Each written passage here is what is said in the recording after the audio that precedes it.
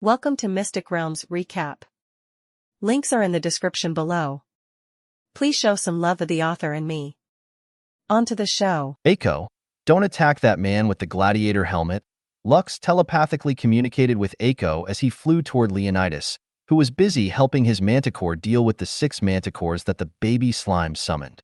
The fairy princess, who was about to throw a meter-tall blast bomb at Leonitis, stiffened.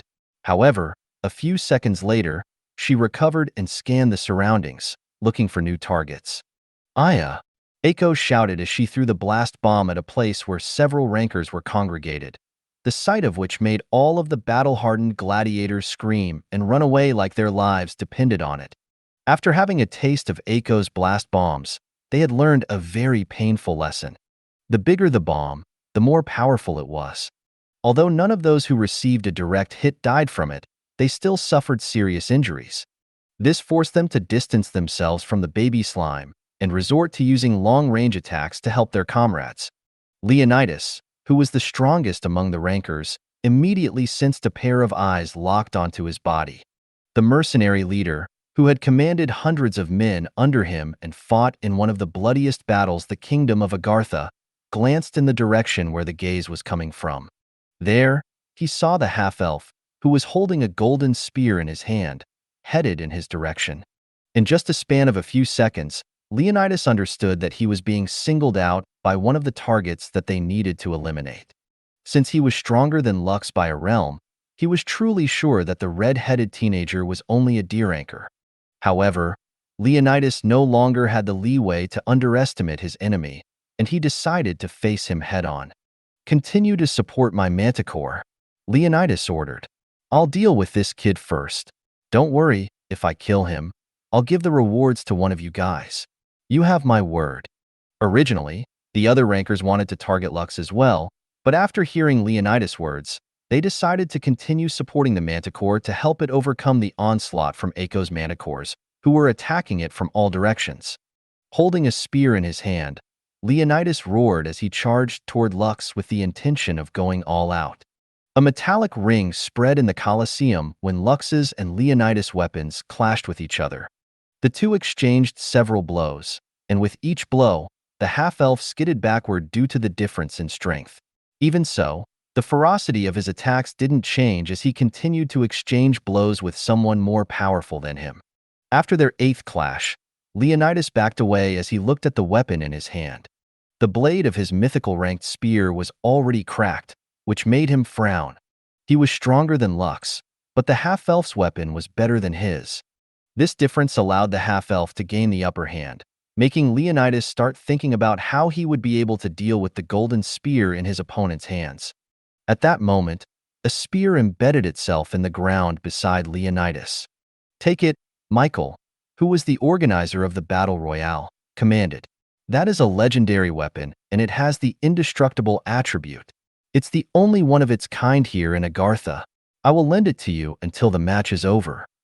Leonitis didn't hesitate and threw the cracked spear in his hand away and grabbed the spear that belonged to a retired general of the kingdom of Agartha. Although Michael now only focused on organizing gladiator matches, he was one of the most famed generals of the kingdom before he decided to retire. "Indestructible?" Lux smiled. "Perfect." Calypso was a divine weapon, so only those with the power to withstand its might could face it in battle. If the one holding it was a supreme, then they would definitely be a force to be reckoned with. However, in Lux's hands, it was only a very powerful weapon, whose true powers were yet to be seen. After that brief interlude, Lux and Leonitis clashed once again, and this time, the mercenary leader truly showed his fighting ability. In less than 5 minutes, Lux found himself being pushed back and unable to even counterattack. His mastery of the spear is the real deal, Lux thought. His bloodlust and killing intent are also off the charts. The half-elf understood that he was clearly outmatched when it came to close combat, but he didn't back away. Instead, he started to use his other abilities to help him stand toe-to-toe with Leonitis, making the C-ranker narrow his eyes. Bone spikes jutted out of the ground in an attempt to hinder Leonitis' movement. However, as if already expecting these petty tricks, The gladiator calmly stepped to the side and swatted them away as if they were just weeds that were blocking his path. Suddenly, something unexpected happened. Two rankers suddenly appeared behind Lux with their weapons raised for the kill. Leonitis saw this but didn't say anything, simply thrusting his spear forward in order to create a killing zone where the half-elf had nowhere to run. Lux didn't even bother to look behind his back and simply thrust his spear forward in order to meet Leonitis' attack. A distinctive metallic ring spread in the surroundings as the tip of both spears met, creating sparks that flew in every direction. "Die, Highlander!" One of the rankers that had decided to sneak attack from behind roared. "Your head is mine!" The last remaining ranker shouted as he swung his sword downwards with the intention to split the half-elf's body in half. At that exact moment, a cold voice filled with killing intent reached both of their ears. "We can't have that now, can we?" Draven, who had always been hiding inside Lux's shadow, sprang forth and clashed with one of the rankers who had aimed to take his master's life. "Since you wish to die that badly, allow me to send you to the afterlife." Diablo, who had also autonomously appeared on Lux's side, parried the other ranker's sword, preventing it from reaching its target. At the same time, Lux's ultimate defender, the corpse god, materialized and lashed out at the two rankers using the weapons in its hands. Screams of pain and disbelief reached Leonitis' ears as his two comrades were sent flying by the 5-meter-tall corpse god, who wielded different weapons in each hand. Diablo and Draven didn't let the two rankers regain their footing and clashed with them as Lux continued to battle the mercenary leader, who had momentarily lost his momentum. Leonitis didn't expect that his opponent was capable of summoning reinforcements out of thin air, making him wonder why Lux hadn't used them earlier to gain an upper hand against him. "Who are you, really?" Leonitis asked as he pointed the tip of his spear toward his opponent's face. "Lux von Kaiser," Lux replied. "Just your friendly neighborhood necromancer." Leonitis narrowed his eyes after hearing his opponent's profession. Although necromancers who fought in close combat weren't rare, he was still surprised. Lux looked so young, yet he was already this powerful. He knew that half-elves had long lives and that looks could be deceiving, so in order to confirm his suspicions, he asked another question. "How old are you, Lux?" 17. This time, it was the spectators' turn to be surprised.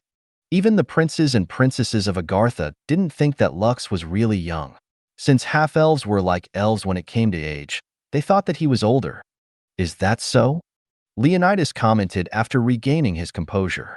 "It's too bad. You're going to die so young."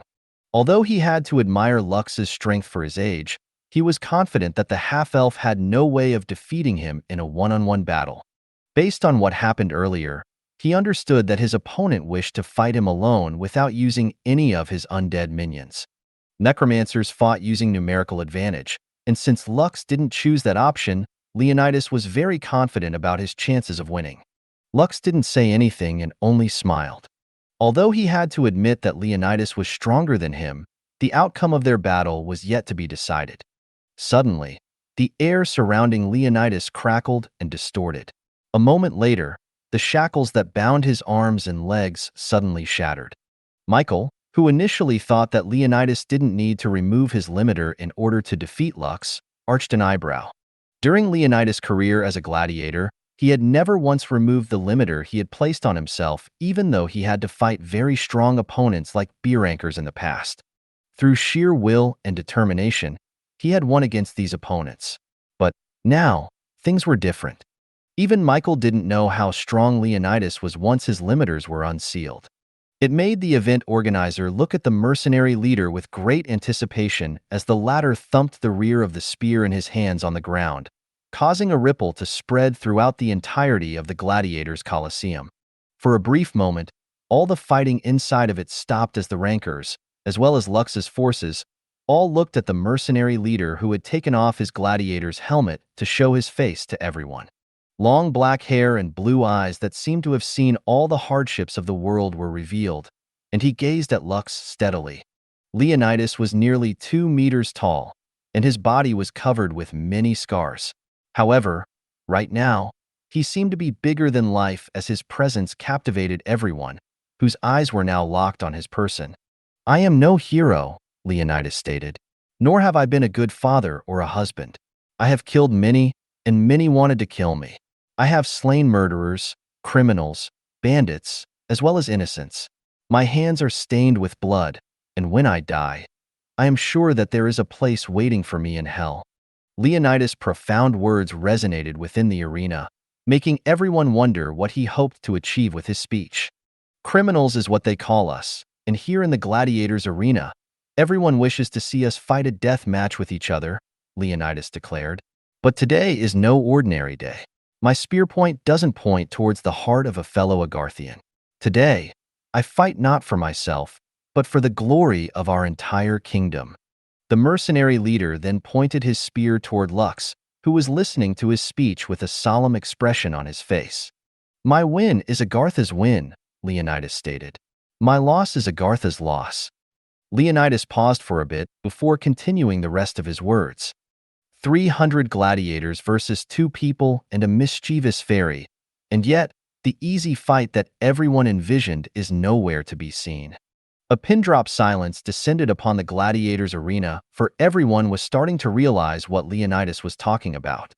Brothers and sisters, will you entrust your lives to me? Leonitis asked the rankers, who were still present in the arena. Out of the 300 gladiators, around 250 remained. Leonitis knew that if the battle were to extend longer, these numbers would continue to dwindle.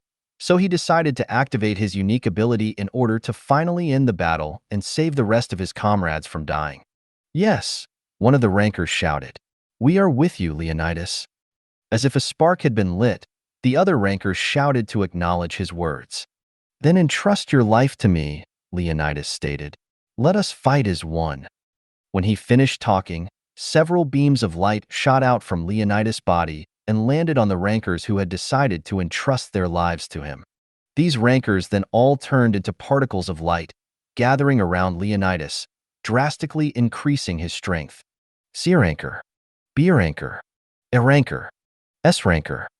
In one fell swoop, Leonitis' strength had increased by leaps, and although very powerful, this skill had a limitation. He couldn't absorb the strength of people past 300, for that was the bounds, surprising the half-elf, as well as the spectators in the arena. Leonitis' unique ability was called power assimilation. This ability allowed him to temporarily absorb the powers of everyone that had agreed to fight alongside him, giving him 1/10 of their total stat points. Because of this, his rank surged up to that of a high ranker. Although very powerful, this skill had a limitation. He couldn't absorb the strength of people past 300, for that was the maximum limit of his skill. Also, this ability would only last for 15 minutes, and after that, Leonitis, as well as those whom he had temporarily housed inside his body, would not even be able to lift a finger afterward, making them completely vulnerable. Simply put, this was an all-out ability, a skill that must only be used as a last resort. Leonitis had deemed that, in order to defeat Lux, GAP, as well as Echo, he needed to gain the strength that would overcome sheer numbers and cut through their army like a hot knife through butter. If you have any other tricks up your sleeve, it's time to use them now, boy, Leonitis stated as he took a step forward, causing the ground under his feet to shatter from the overwhelming power radiating off of his body. Very well, Lux replied. I didn't intend to use it here, but since you've already decided to go all out, then I will go all out as well. The half-elf no longer held back and summoned the entirety of his undead legion, as well as the members of his covenant. You're not the only one with that kind of ability, Lux stated. I also have that. The half-elf then opened the draconic wings behind his back and flew upwards. Come, Lux ordered as a gigantic silhouette appeared behind him. Deus Gigantia, epic. A faint chuckle echoed in the surroundings as a gigantic skeleton king that was nearly 100 meters tall appeared inside the arena. Lux then merged with the blue crystal on its chest, allowing him to take full control of the unique skill that he had personally created before becoming a Heaven's Necromancer. One by one, his undead summons, numbered in the thousands, all rose from the ground and merged with the Skeleton King, boosting its strength further. Tell the Agarthians, strangers passing by, the skeleton king spoke as he raised his hand, summoning a giant spear of Longinus, which he held firmly in his hand. That here, obedient to their laws, you will d. Lux's Deus Gigantea had two forms.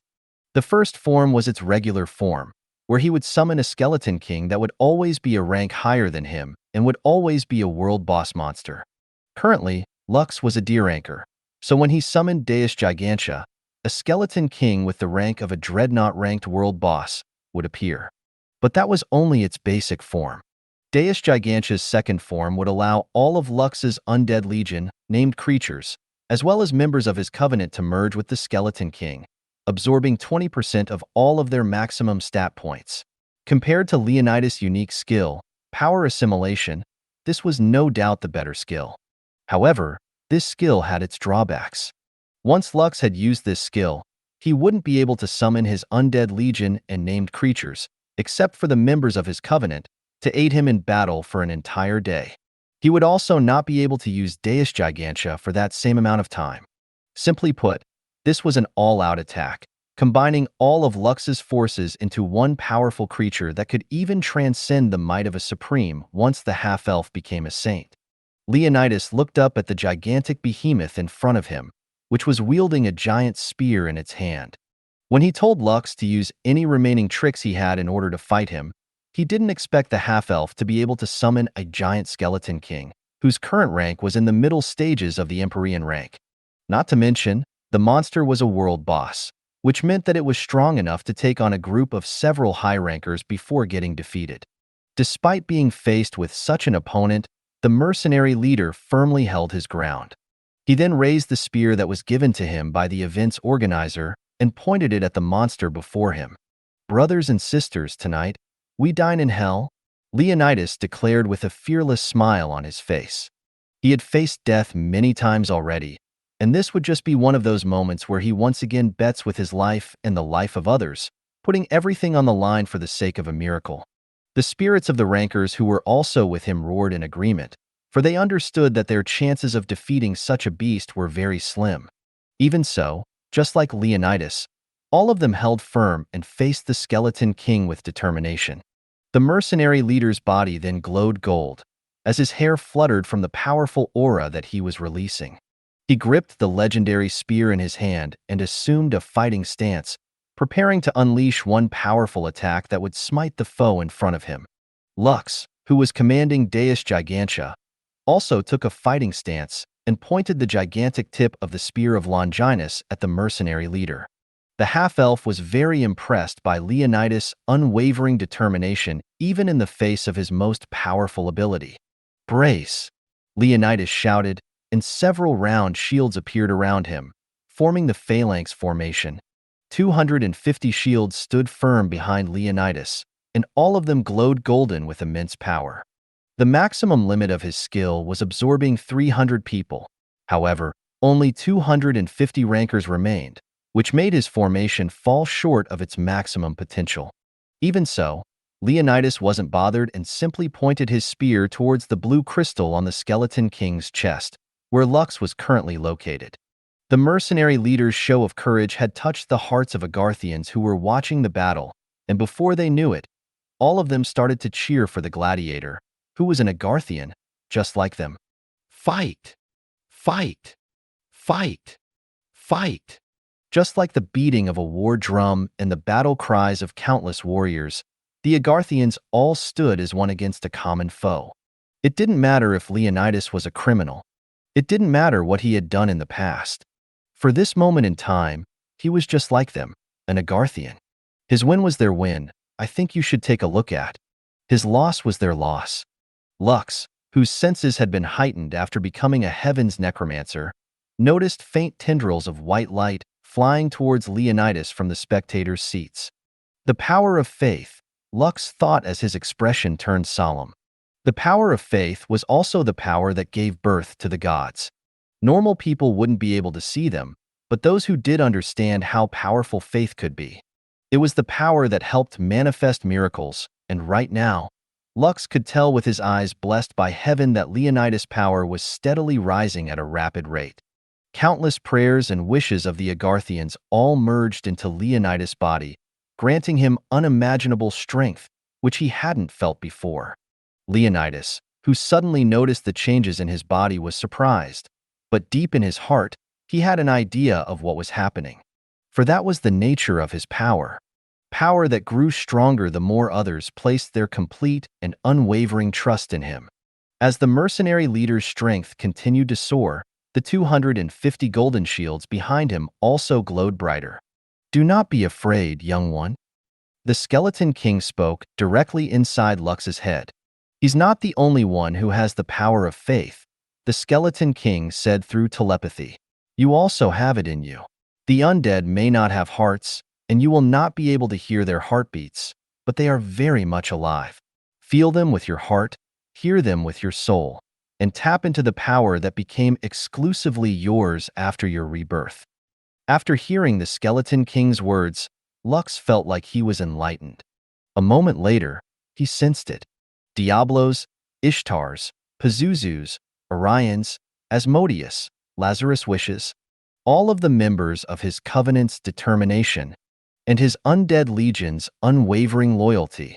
They were the creatures who would always be on his side, even if the entire world became his enemy. His steadfast allies through thick and thin. Warriors who would fight on the front lines for his sake and sing his songs of glory. Calypso, who had taken the form of the spear of Longinus, hummed, and the sound of an angelic hymn spread across the gladiator Colosseum. The Agarthians were countless, and the power of their faith was strong. Lux's undead legion was nothing compared to them, but that didn't matter. Even if he were against the entire world, he would never be alone. Together, Lux declared as his green eyes turned gold, gathering the power of faith from his companions who were fighting alongside him. Leonitis, who had also gathered the power he needed, also roared as he prepared to unleash his strongest attack. "Devastate!" Leonitis roared. "Son of Hercules! Pierce the void!" Lux shouted. "Spear of Longinus!" The giant Skeleton King thrust the divine spear towards the mercenary leader, and Leonitis, in turn, thrust upwards, meeting the attack head-on. A clash of will, a clash of faith, and with it, a battle that would be remembered in the kingdom of Agartha for centuries to come rocked the entirety of the gladiator Colosseum to its very core. "Devastate!" Leonitis bellowed. "Son of Hercules! Pierce the void!" Lux shouted. "Spear of Longinus!" Two powerful attacks clashed with each other, creating an ear-piercing screeching noise that nearly made everyone in the Colosseum cover their ears. The ground under Leonitis' feet shattered, and blood flowed from the corner of his lips. But he held firm and gazed steadily at the giant spear point that threatened to erase his very existence. The only thing that prevented that from happening was the indestructible spear in his hand, which held firm despite the fact that the weapon it was fighting against was countless times bigger than it. Suddenly, the loud sound of something breaking reached Leonitis' ears. Behind his back, he heard one of the golden shields shatter, and it was soon followed by another. A few seconds later, 3 more shields exploded into a shower of lights. These light particles flew towards Leonitis as if passing their wishes to him. 10 seconds later, 20 more shields exploded. At that exact moment, a blood mist erupted on Leonitis' right side. Blood had come out from the pores of his body as if it was being squeezed from the inside of his body. It was painful, but Leonitis paid it no heed and stood his ground, despite dealing with a force so strong that the ground under his feet was breaking, creating an ever-expanding crater as the mercenary leader held on with everything he had. The golden shields behind his back had now turned blood red, and 3 to 5 of them exploded with each passing second. Even so, with every shield that exploded, the lights on the remaining shields became brighter, until they had become nearly blinding. The aura around Leonitis' body had now also turned crimson, reflecting the blood that was oozing out from nearly every pore of his body. 250 shields. 238 shields. 194 shields. 135 shields. 99 shields. 77 shields. 69 shields. 41 shields. 28 shields. 13 shields. for shields. One shield. The last remaining shield behind Leonitis' back cracked ever so slowly as it reached its limit. This was also the moment that Leonitis was waiting for. The moment the last shield broke, he would also unleash his strongest attack. When the shield behind his back finally broke, Leonitis' eyes that were glowing crimson shone even brighter. "Defy the heavens!" Leonitis roared. Battle of Thermopylae. Suddenly, the spear in the mercenary leader's hand slowly pushed back the spear of Longinus. Leonitis took a step forward as if he was stepping on a stair, slowly but surely gaining momentum as he pushed back the giant spear that had turned him into a bloody mess. The Agarthians watched with bated breath as they saw countless ethereal warriors pushing Leonitis back, prompting him forward. With each step the mercenary leader took, ethereal warriors, holding shields, knelt and created a platform that he could walk upon, bearing the weight of the man who was now fighting while the embers of his life blazed until they were extinguished. Suddenly, from within the crowd, a young man stood up and shouted with all of his might, "Leonitis, go!" This shout spread far and wide within the Colosseum, pulling everyone out of their daze. "I think you should take a look at." Soon, countless shouts permeated the entirety of the arena as countless Agarthians poured out their hearts, passionately calling out the name of the man that defied all expectations. "Don't lose. Leonitis. Beat him. You can do it. Go. Fight. Don't lose hope. Leonitis. Leonitis. Leonitis. Leonitis." Cheers once again erupted, and with it, Leonitis took one painful step at a time, rising higher and higher, pushing the giant spear back as he continued to walk toward the blue jewel in the Skeleton King's chest, where his foe currently stood. The current Leonitis was soaked with his own blood from head to toe, and he could no longer see what was in front of him. However, the hands that were pushing his back and the shouts from the people who were cheering for him edged him forward. Even King Septimius, who was seated in the highest seat of honor, had his fists clenched, while silently urging the mercenary leader in his heart to create a miracle. After what felt like eternity, Leonitis had breached the insurmountable gap and was only a few meters away from the blue crystal. Lux, who was inside it, watched the amazing man, who had defied all odds in order to reach him. When the mercenary leader had reached the waist of the giant Skeleton King, Lux had ceased his attack, for he knew that Leonitis could no longer bear the strength of his divine weapon. As someone who had defied the heavens and had become the progenitor of a sacred class, he wanted to see the power of faith manifest itself in front of him. For Leonitis to successfully push the spear of Longinus back until he reached the waist area of the giant Skeleton King, the half-elf was thoroughly impressed by his tenacity. A few minutes later, a faint clinking sound reached everyone's ears. The Colosseum was so silent that even the smallest of sounds could be heard. "Did I reach you?" Leonitis asked hoarsely. "Yes," Lux replied with a tone filled with admiration. "You reached me." The tip of Leonitis' spear had finally touched the blue jewel on the skeleton's chest, but there was no longer any strength behind it. The sound earlier was like the sound of two wine glasses clinking each other, which was shared between two old friends that hadn't seen each other for a long time. A faint smile appeared on Leonitis' blood-soaked lips as all the strength in his body disappeared like it finally gave up on him. He had done what he was supposed to do, and now he could finally rest. "I'll reserve a place for you in hell," Leonitis said softly. "Make sure to bring good wine for me." "Hell can wait for a bit," Lux replied. "I still have promises to keep and miles to go before I sleep." The ethereal warriors who had helped Leonitis reach his destination all disappeared, and with them, the mercenary leader fell from the sky. However, his body didn't even touch the ground, for a certain black coffin caught him cautiously as if he was something very precious. It would be a waste for such a courageous man to disappear from this world completely. Even if the gods allowed it, black fire wouldn't allow it. Lux smiled at the black coffin, who had started to greedily swallow the remaining 250 rankers that had materialized in the arena after Leonitis fell from the sky.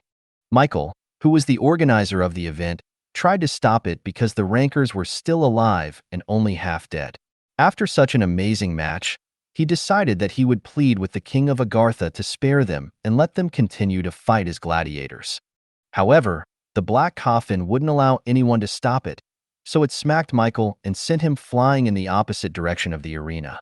It then released several black, tendril-like tentacles from its body, which attached themselves to all the rankers who were lying helplessly on the ground, unable to do anything. Blackfire then pulled all of the rankers inside of it before disappearing completely. That was how the death match between the 300 gladiators and Lux ended, making it the most memorable gladiator battle in Agartha, which would be remembered for years to come. When Blackfire disappeared from the arena, all the Agarthians looked at the giant skeleton king, who stood tall and proud above them. "Are you not entertained?" the skeleton king asked, spreading its arms wide as if challenging anyone who would say otherwise. However, someone did reply to its inquiry, and it came from the highest seat of honor in the gladiators' Colosseum. The one who ruled over Agartha and held complete control of this ancient kingdom, King Septimius. "We are entertained." King Septimius looked at the giant skeleton king, and the latter looked down on the king of Agartha due to its height. "Good," the skeleton king replied.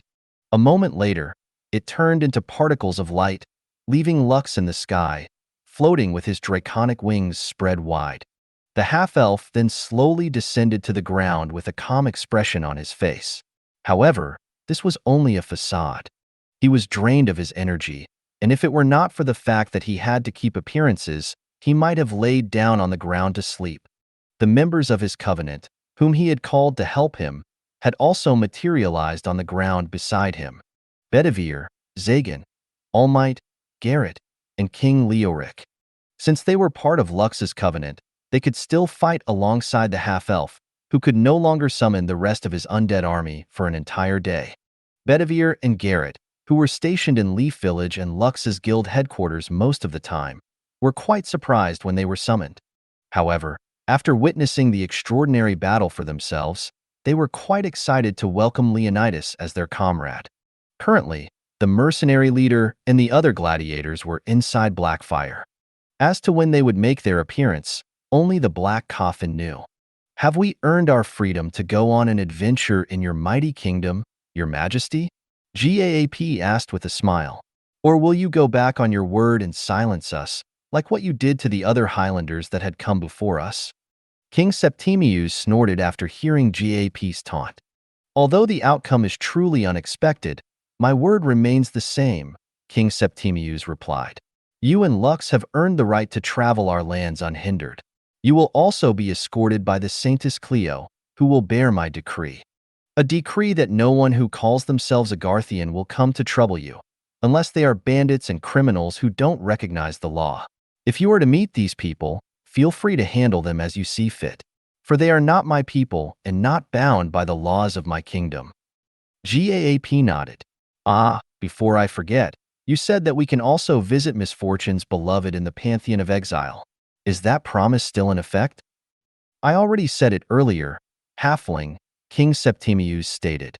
"Do not make me repeat myself." "My apologies, Your Majesty."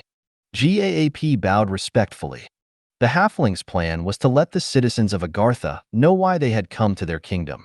If everyone were to find out that they were here to visit the Misfortune's beloved, they would pay extra attention to their journey, which would serve as an added layer of protection should King Septimius choose to go back on his word. Lux, who had remained silent a moment ago, raised his right fist high up in the air for everyone to see. "Today, I have witnessed the sheer strength and willpower of Agarthians," Lux shouted. "If all of you here today have a tenth of Leonitis' courage and determination, I believe that the kingdom of Agartha would prosper forevermore. Know that even above in the surface world, very few people have the same courage that he has displayed here today. If there is anyone here who is just like Leonitis, feel free to join my guild. I am recruiting strong people like you." The corner of GAP's and King Septimius' lips twitched after hearing Lux's shameless advertisement. Clearly, the half-elf wanted to take advantage of the situation and get able-bodied warriors who would fight alongside him. Before the half-elf could continue his shameless act, King Septimius cleared his throat, catching everyone's attention. Before you wander our ancient domain, I invite the two of you to participate in the birthday celebration of my youngest daughter, Princess Shayna, which will take place in 2 days' time, King Septimius stated. Also, you don't have the right to refuse my invitation, for that will mean disrespect to me and my kingdom. Lux and GAP glanced at each other and nodded their heads. Although the half-elf wanted to go to the Pantheon of Exile in order to see Aurora as soon as possible, he deemed that forming a good relationship with the current king was also important. After all, King Septimius was still Aurora's father. King Septimius then stood up and raised his hand, addressing his citizens. Today, we have witnessed a great battle of the wills, King Septimius stated.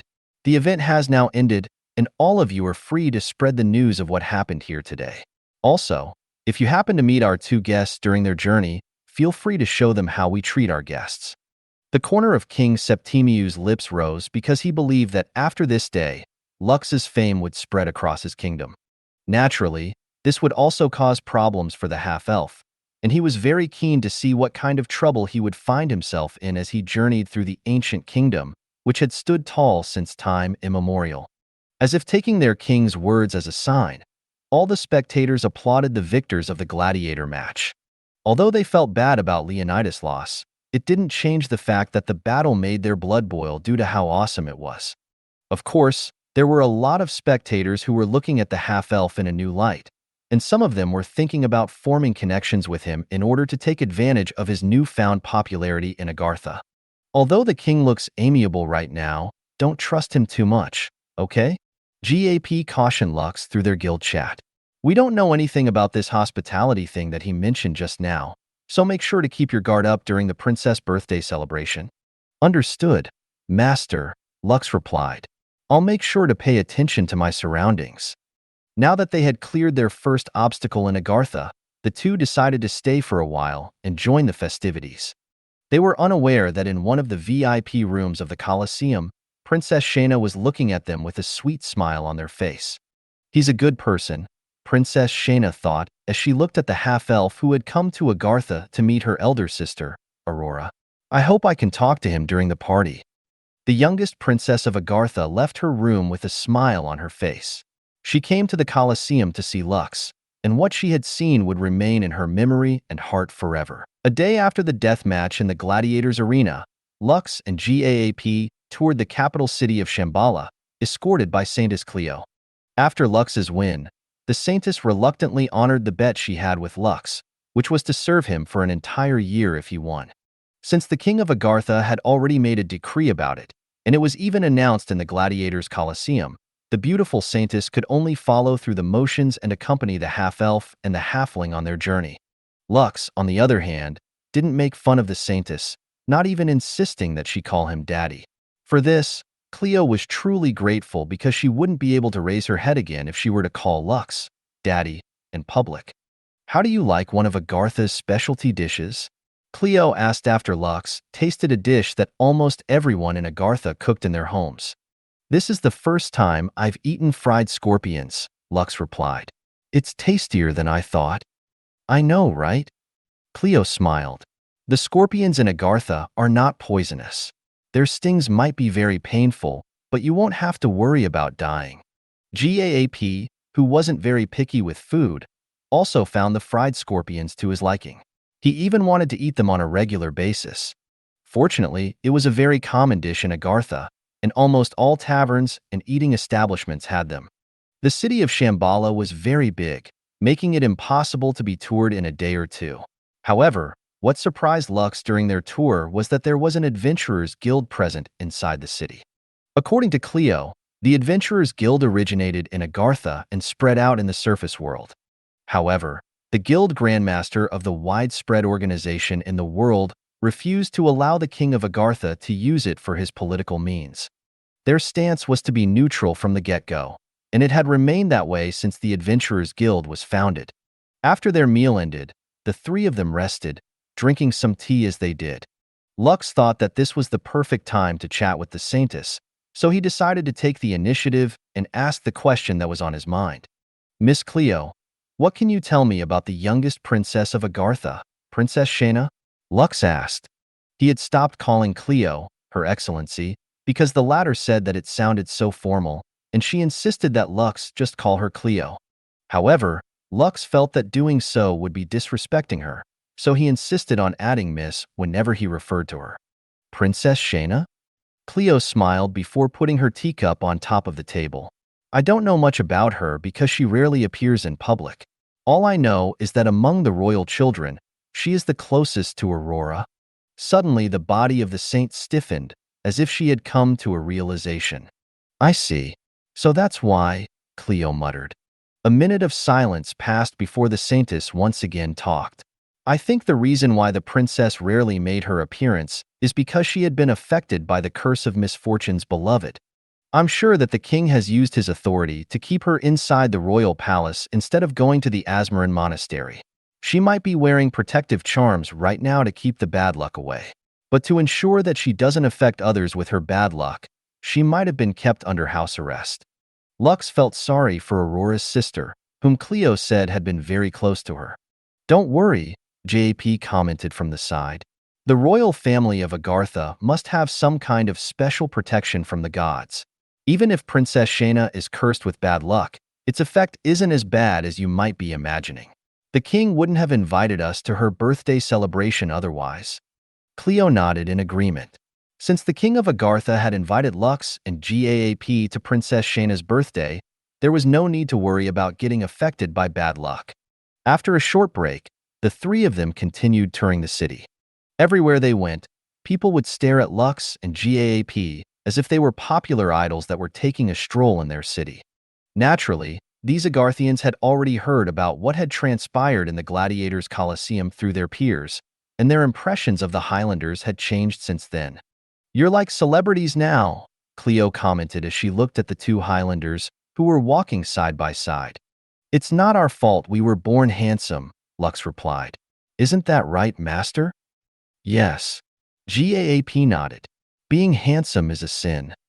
Hearing that, the corner of the saintess' lips twitched, and she weirdly looked at the shameless master and disciple pair, who were actually feeling quite smug about the attention they were getting. When they neared the center of the city, Lux saw a bazaar, and his interest was immediately piqued.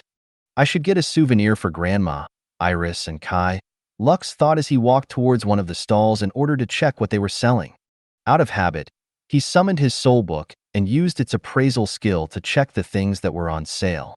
To the half-elf's surprise, nearly half of the items that were being sold in the stall that he went to had abilities in them. Although not all of these abilities were good, the fact that they were there made the half-elf think of something good.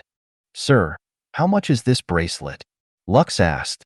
He was holding a black bracelet that had the skill, Calm Mind, which allowed those who wear it to have a significant boost in their mental resistance. Ah, you have good eyes, young man, the merchant replied.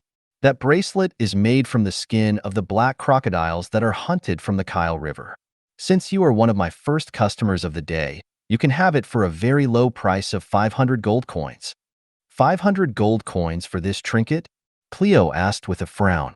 At most, this will only cost 50 gold coins. You even have dozens of them, so they're not supposed to be that expensive. My lady, even though I have dozens of them, I guarantee that they are made from the highest quality materials, the merchant insisted. Also, those black crocodiles are all Deimos-ranked beasts. Not everyone is able to hunt them down. Cleo was about to argue once again, but before she could do that, Lux stepped in and smiled at the merchant.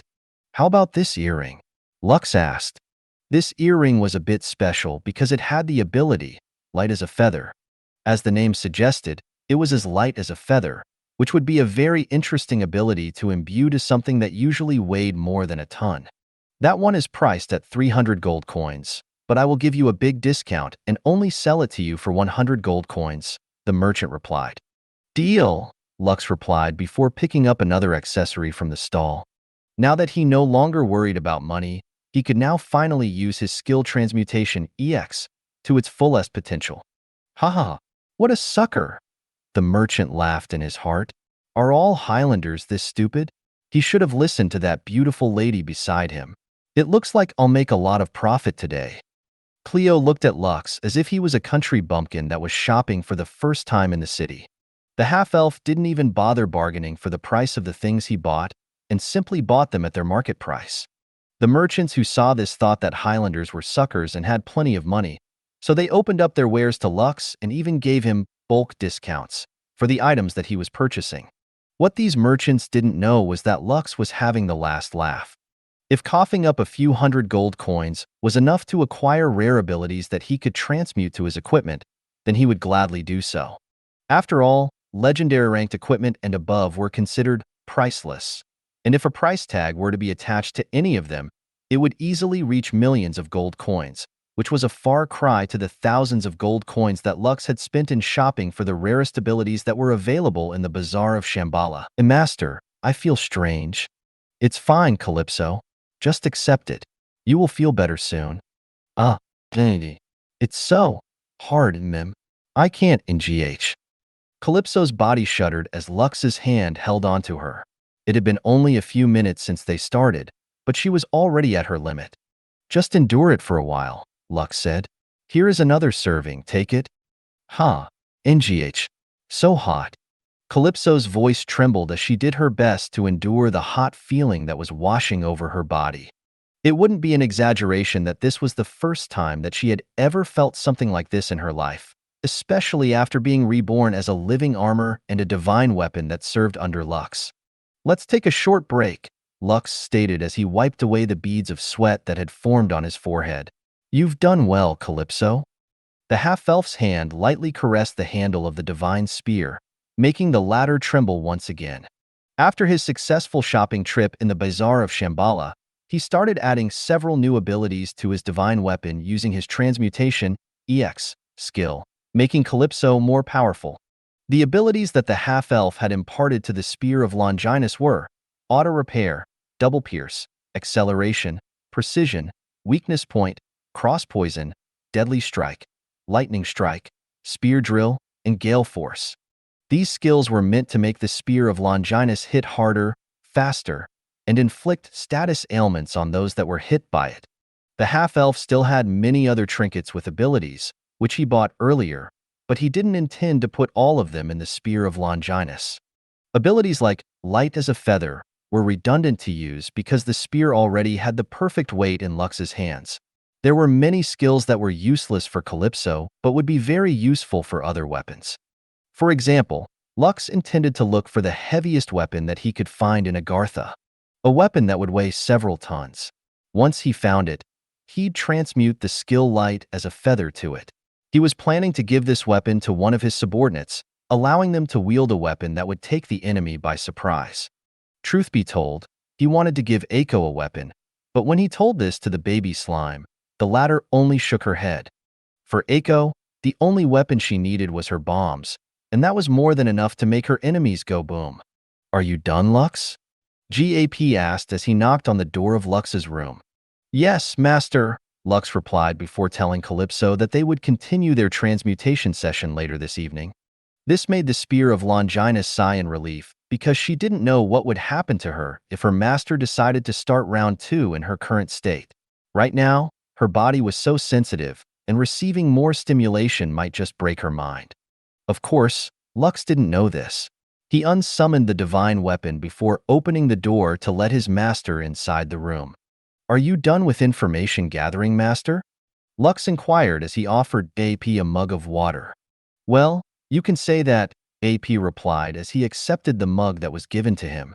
According to the information I gathered, the Pantheon of Exile is a week's travel from the capital if we are able to use the city's teleportation gate. If we don't use the teleportation gate, it will take us 2 weeks to reach our destination. Also, there are several waypoints that we need to pass through, and all of them are heavily guarded. Lux arched an eyebrow after hearing his master's report. He thought that the Pantheon of Exile was just a place for those who had been exiled from the kingdom of Agartha, but this was only an assumption that he had made. Is the Pantheon of Exile some kind of prison? Lux asked. Not exactly, but it also serves that purpose, AP answered. According to the information I gathered, several powerful beings and creatures that could potentially threaten Agartha were kept in there as well. The waypoints are actually strongholds that serve as lines of defense in order to prevent any of those creatures from passing through the borders of Agartha. Lux pondered a bit after hearing his master's explanation. If those who were sent to the Pantheon of Exile were truly beings that could threaten the peace and stability of the ancient kingdom, wouldn't that mean that it was a very dangerous place to visit? I'm very curious about what kind of beings have been sent there. Do you have any idea, Master? No. Actually, I am very curious as well. It is possible that there might be some high-ranking nobility from the Abyss there, like the one that was sealed inside the sacred dungeon. Noble Abyssals, Lux muttered. Those guys are a pain. The one that GAP had caught in the sacred dungeon was a high-ranking abyssal noble, and after interrogating its soul, he had confirmed that it was a duke-ranked abyssal noble whose power had regressed after being sealed for hundreds of years. In fact, that abyssal creature was so strong that it had been sealed inside the domain of the fallen, yet it only regressed in power instead of being eradicated completely. On another note, I have a feeling that the king of Agartha is scheming something against us, Adi said. My gut instinct is telling me that he might use underhanded methods in order to prevent us from reaching the Pantheon of Exile. There's really nothing we can do but face his scheme head-on, Master, Lux replied. I'm pretty sure that he won't underestimate us again after what happened in the Gladiators' Colosseum. GAP chuckled because this was very true. The organizer of the event, Michael, had come to them to talk in private, demanding the release of Leonitis, as well as the other gladiators that Blackfire had captured during the death match. Of course, he also promised to give them bountiful compensation, but the half-elf flatly rejected his offer. There was simply no way that Lux would return such promising individuals, even if he were to be offered millions of gold coins. The half-elf no longer had any issue with money, and at the moment, what he lacked was manpower. The 300 gladiators and the mercenary leader were much more than their weight in gold, and he had no plans to give them back no matter what. Sveld Siamakronim besides, he had a feeling that even if he ordered Blackfire to return them, the Black Coffin would refuse his order. By the way, I have some good news for you, JP said with a mischievous smile on his face. After your advertisement in the Gladiators' Colosseum, there have been people asking about how to join your guild. Are you really sure that you want to invite Agarthians to Heaven's Gate? Do you not plan to keep it a secret anymore? Lux smiled because he understood his master's worries. Master, rest assured, I have already thought about this carefully, Lux replied. Agartha is located deep under the ground, and it would nearly be impossible for any news from it to reach the surface world. I even dare say that Agartha is the perfect place to recruit guild members. Even if they spread the news of my guild being a mythical guild, nothing bad will come out of it. In fact, it will be good publicity. We can also use the benefit of being able to visit the surface world as bait to tempt powerful individuals who have already seen everything there is to see in Agartha. AP pondered a bit after hearing Lux's reply, and he had to admit that this was indeed a good idea. His only worry was how the king of Agartha would react after knowing that Lux was the guildmaster of the mythical guild, whose name had even reached one of the most ancient kingdoms in the world. Master, how do I look? Lux asked as he showed Ape the ceremonial dress, which was given to him by Saintess Cleo to be worn for tonight's festivities. You look good, JP replied with a smile. Maybe the king is worried that we might wear something unexpected to the birthday celebration of his daughter, so he chose our clothes for us in advance. Just like Lux, the halfling was wearing the ceremonial dress that was worn by the Agarthian high-ranking nobles for special occasions. While the two were making small talk, a knock sounded from the door, and not long after, Cleo's voice reached their ears. Are the two of you ready? Cleo asked. The carriage has arrived. Lux and GAP glanced at each other and nodded their heads at the same time. We're ready to go, Lux replied as he and his master went to leave the room together. They had already made plans before going to the birthday celebration, and that was to get acquainted with a few of the important people of Agartha. Keelan, the guildmaster of the Adventurers Guild in the stronghold of Noria, stressed the importance of forming strong connections with people. There will be times when these connections can be used to your advantage, so meet as many people as you can and befriend them, Keelan had said back then. The more important their position, the more you should strive to get acquainted with them. Lux was very familiar with the saying, "It's not what you know, but who you know that matters." Having friends in high places would definitely make things easier if they ever needed to ask for their help. Granted, these favors would not come free, but the ability to negotiate with these individuals was the important part. After climbing into the carriage, they took a route that was not open to commoners. When they arrived at their destination, the half-elf saw a long line of carriages, waiting for their owners to disembark. Fortunately, their carriage bore the seal of the royal family, so they did not need to line up. They were immediately taken to a special gate where the special guests of the royal family entered. Naturally, this caught the attention of the high-ranking nobles, who immediately recognized Lux and GAAP from a distance. After their amazing battle in the Gladiators' Colosseum, the pair had earned a bit of fame and influence. However, not everyone was happy with the results. Some of the high-ranking nobles didn't like the fact that Highlanders were allowed to roam free in their lands, but since their king had already given his decree, they had no choice but to endure Lux's and GAP's presence. Seriously, what is His Majesty thinking? An Earl of Agartha clicked his tongue in annoyance. He should have just silently eliminated them after the tournament. "Dear, be careful of what you say," his wife replied. "The king has eyes and ears everywhere. Even if our carriage has a soundproofing artifact inside it, you shouldn't say such things." The Earl once again clicked his tongue in annoyance, but didn't disagree with his wife's words. There were other nobles in Agartha that shared the Earl's dislike for the Highlanders, and all of them wished that there was something they could do about it. Meanwhile, in the princess bedroom, Princess Shayna was looking at the full body mirror with a calm expression on her face. She was wearing a very beautiful dress that highlighted her budding beauty. Today, she would turn 13 years old, which was considered an ominous number by some. However, ever since she had been cursed by bad luck, the princess no longer thought of the number 13 as a bad number. In fact, she welcomed it because it reminded her of her sister, Aurora, who was currently suffering in the Pantheon of Exile. "Your Highness, the king calls for you in the study room," Princess Shayna's handmaiden said in a respectful tone. "Understood," Princess Shayna replied and started walking toward the door at a steady pace. Her personal maids and guards followed behind her, making sure that nothing would happen to the star of today's celebration. When Princess Shayna arrived at her father's study room, she was surprised to see that aside from the king, there was no one else inside the room.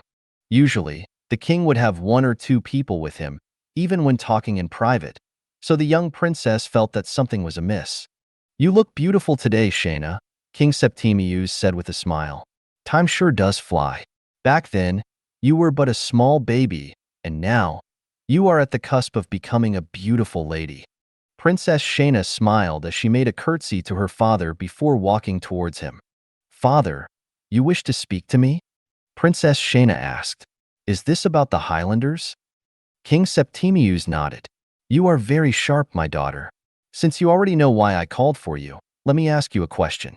What do you think of that young man, Lux?" Princess Shayna didn't answer right away. Instead, she looked at her father with a steady gaze before making her opinion known. "Father, do you wish to hear the answer you want to hear, or do you wish to hear the truth?" Princess Shayna asked. "The truth," King Septimius replied. "I think that Sir Lux is a good person," Princess Shayna replied in a firm tone.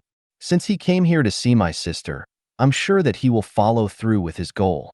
My only worry is that you will do something in the background and prevent him from reaching his destination." "Oh?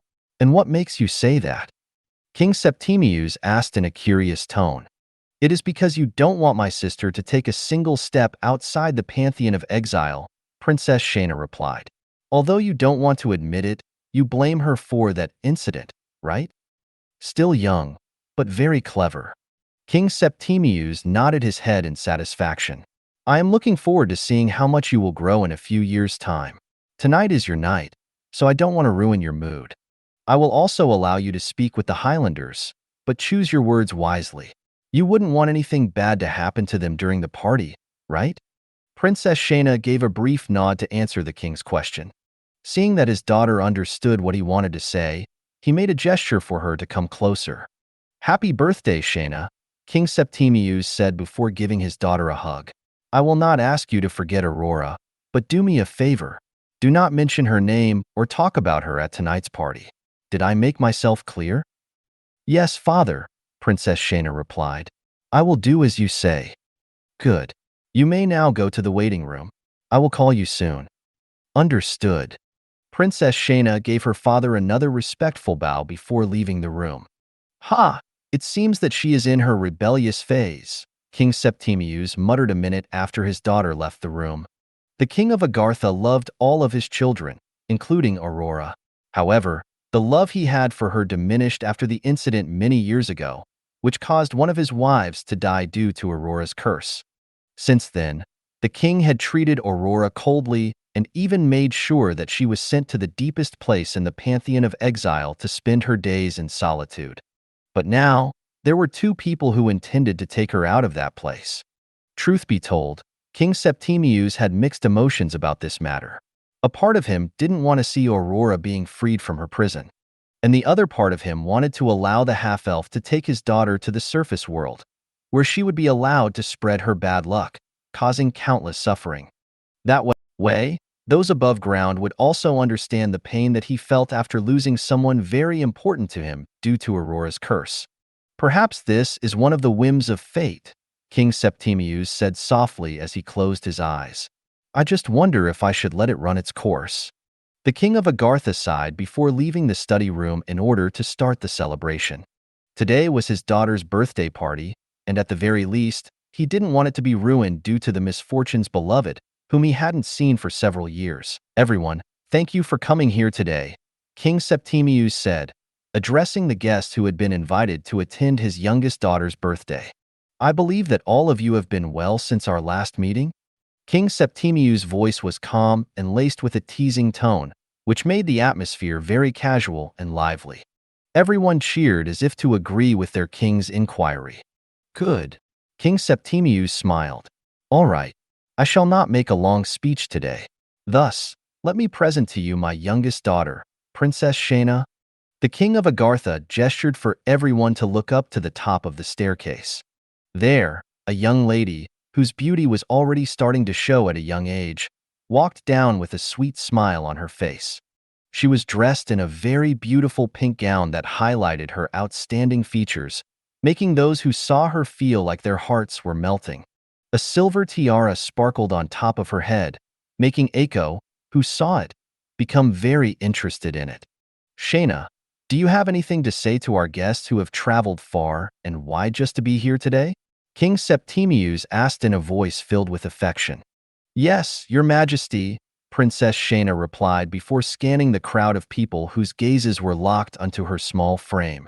When her gaze landed on Lux and JAP, her eyes lingered there for a few seconds before once again scanning the crowd, making sure that she had looked at them all.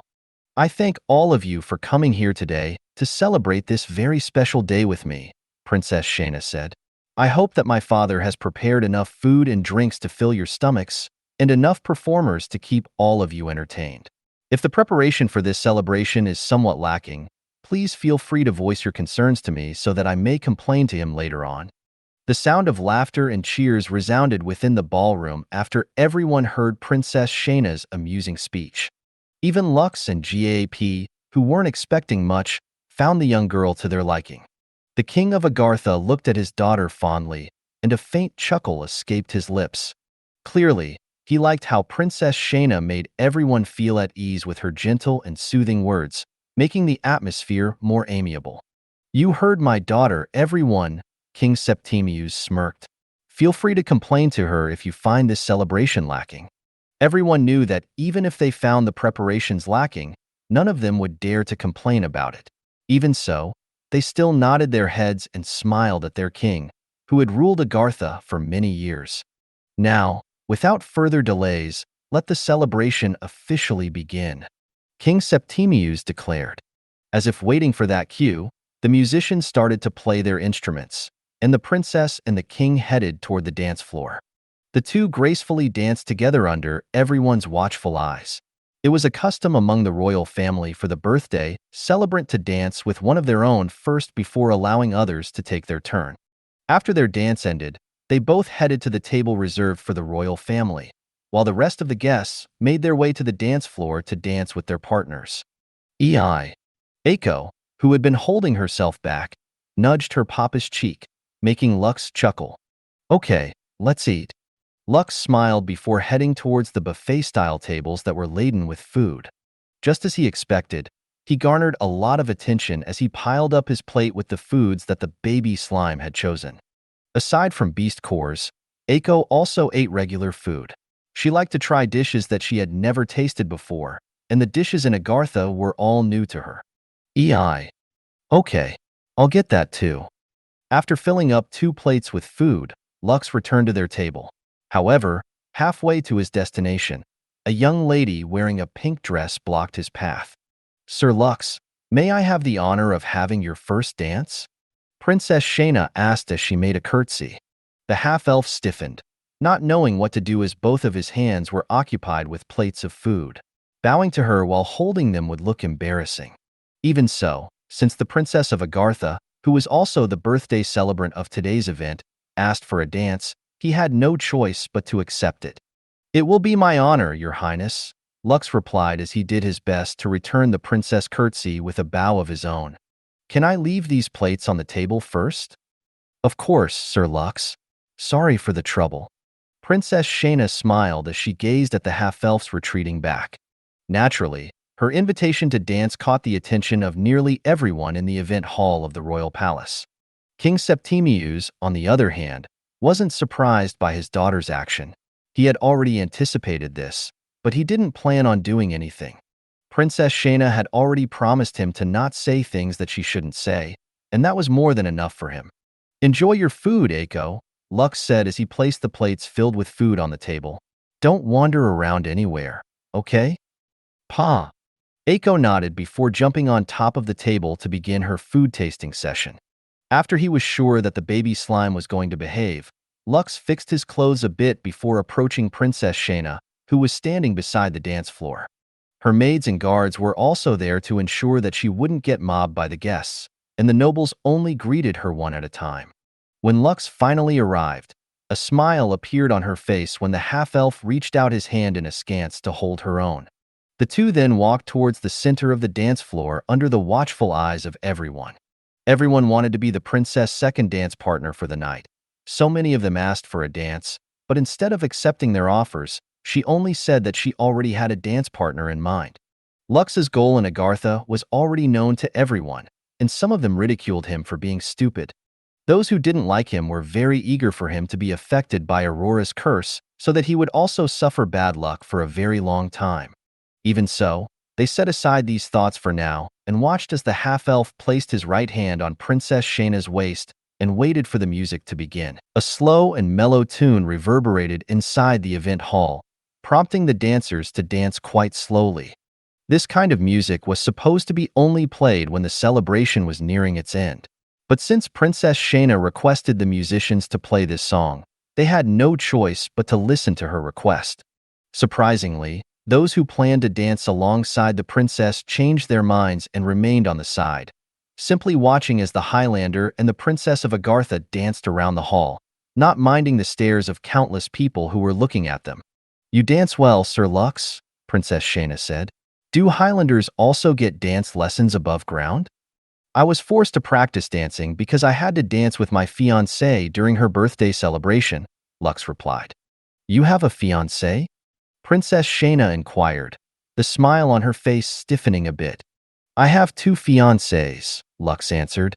This time, the corner of Princess Shayna's lips twitched after hearing that Lux already had 2 fiancés. She thought that the half-elf had come because he had fallen in love with her sister and wished to set her free. However, after learning that he already had 2 fiancés, the young beauty was very tempted to step on Lux's foot while they were dancing. She rationally kept herself from doing that.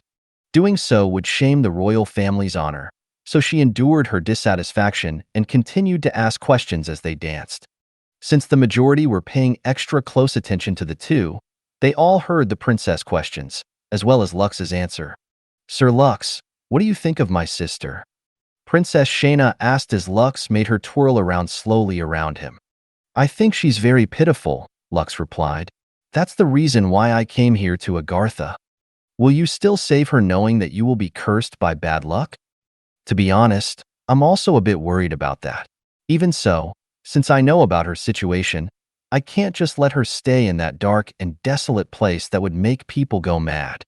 Princess Shayna had heard very little information about the Pantheon of Exile and had no idea that her sister was currently staying in its deepest and darkest place. Seeing that the princess had suddenly become quiet, Lux thought that it was a good opportunity to ask her questions of his own. "Your Highness, do you like your sister, Aurora?" Lux asked. "Yes," Princess Shayna replied in a heartbeat. "I miss her very much." "Then would you like to see her again?" "I would." Lux smiled as he continued to dance with the princess, who was said to be the only one in the royal family who cared for the misfortunes beloved. "Are you curious about the surface world?" Lux inquired. "Also, if given the chance, would you like to go there?" Knowing that everyone's attention was focused on the two of them, Lux decided to raise his voice a bit, making sure that it would be heard by everyone. "The surface world?" For a brief moment, a tinge of curiosity and wonder appeared in the princess's eyes. However, it disappeared seconds later as if it had never been there from the start. "I'd be lying if I said that I wasn't curious about the surface world," Princess Shayna replied. "If there is an opportunity, I would like to see it." "Then, how about you join my guild?" Lux asked in a volume that only the princess was able to hear. "If you join my guild, you will be able to go there instantly." Princess Shayna was so surprised by Lux's unexpected offer that she accidentally stepped on the half-elf's foot. The half-elf only smiled and pretended that nothing had happened as he supported and guided the young beauty to continue to dance with him. The two no longer talked about anything until the dance ended. Only after they bowed to each other did the princess regain her composure and thanked the red-headed teenager for the dance. "Thank you for the dance, Sir Lux," Princess Shayna said. "It was a memorable experience." "It was an honor dancing with you too, Your Highness," Lux replied with a bow. "Please, accept this humble gift from me." Everyone waited for Lux to give his gift to the princess, but the half-elf simply stood there with a smile. Princess Shayna, on the other hand, looked in front of her in a daze, as if she had seen something unexpected. "Whether you accept it or not is up to you, Your Highness." Lux lowered his head and whispered in Princess Shayna's ears. "But I can guarantee you that if you accept it, you will see a brand new world that exists above ground." Lux then walked away from the dance floor, leaving the princess who was still standing there in a daze. The guests who saw this knew that something had happened between the princess and the Highlander, but they didn't see the half-elf do anything suspicious.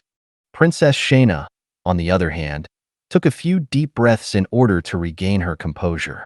Half a minute later, she returned to the royal table, where the members of her family were currently seated. "Is everything all right, Shayna?" King Septimius asked. "Did that half-elf do anything inappropriate to you?" "No, father," Princess Shayna replied. "Sir Lux didn't do anything. I was just surprised when he asked me if I wanted to see the surface world." "I see." King Septimius nodded. It was not uncommon for the members of the royal family to visit the surface world. In fact, the princes and the princesses would be given the opportunity to go there as part of their training as royal members of the Kingdom of Agartha. Princess Shayna's case was a bit special because she was suffering from Aurora's curse.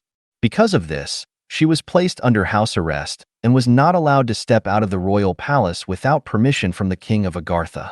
After Princess Shayna's and Lux's dance ended, everyone returned to the dance floor once more to take their turns to dance.